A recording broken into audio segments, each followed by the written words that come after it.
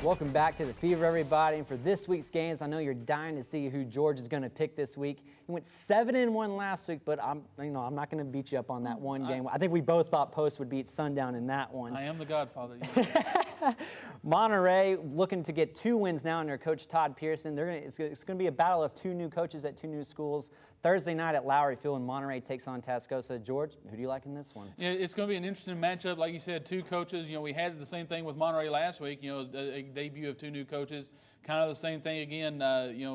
With Todd Pearson there at Monterey, now kind of getting into district play, and he's going up against a Tascosa team now led by Ken Plunk, who is at Randall and takes over after Heath Parker left to go to Pampa. So, I think Tascosa was very impressive in their debut. They had to go to overtime to beat Paladura, so they scored points, but they also gave up a lot of points. Monterey, meanwhile, didn't score many points. They didn't give up hardly any points either. So it's going to be an interesting battle between the 2 teams and see whose offense or who makes the better corrections between week 1 and week 2.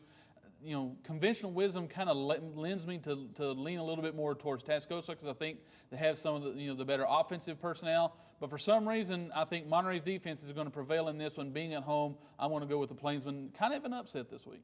All right, so George likes Monterey in that one. Next game going on, Coronado and Amarillo, 2 teams that both got wins in their first week. And, of course, you don't get a lot of time to prepare for this 2-5A district. Who do you like in this one? Yeah, this is going to be kind of another one of those interesting contrasts. How quickly can Coronado's offense improve from week 1 to week 2? And can that defense, kind of like we talked about, hold the rope? Because they're facing an Amarillo team that just went out and ran roughshod over traditionally a good Randall team. So it'll be interesting to see if Coronado's defense can kind of toe the line. I think this one's kind of opposite of, kind of fits the way of the Monterey-Tascosa game, but just kind of in an opposite way. I think Coronado is going to have a struggle going up to Amarillo. I think Amarillo is one of my teams kind of on the playoff bubble going into the season. I'm going to take the Sandies at home this week. All right, Lubbock High taking on Odessa. 2 teams that lost last week. A big loss, of course, for Lubbock High. But Odessa, maybe a little bit surprising that they struggled like that against El Paso Montwood.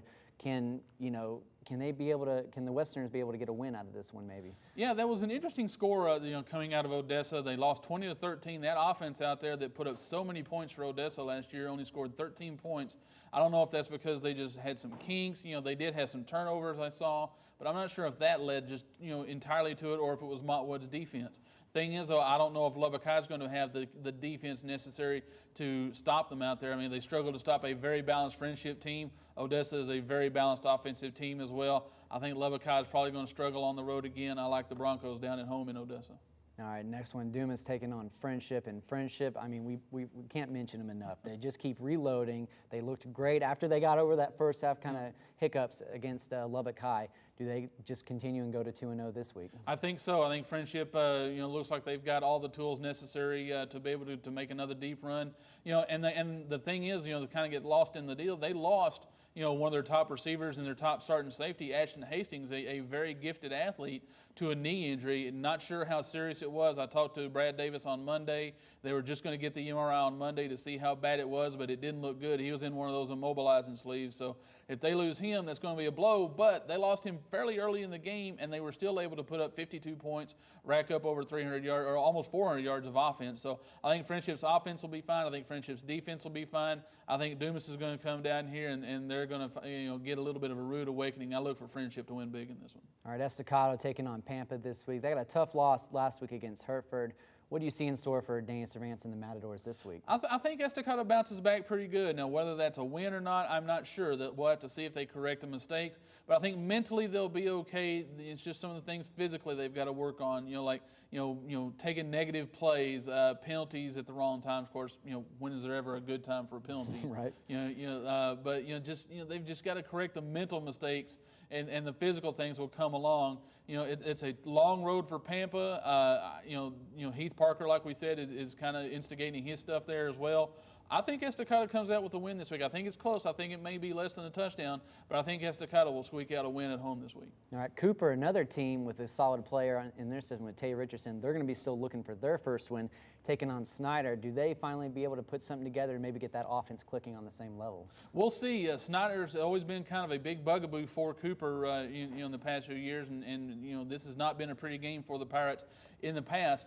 this is a different Snyder team. If you look at the box score against against their game against Big Spring, what do we know Snyder for? We know Snyder for running the football and running the football well. Well, they had less than 100 yards running the football, but they had over 250 yards passing the ball. So they're really getting into this passing deal, like Coach Rogers told me at the beginning of the season. They're really wanting to kind of throw the ball and take advantage of their personnel. So it'll be interesting to see. Bushman was a powerful offense.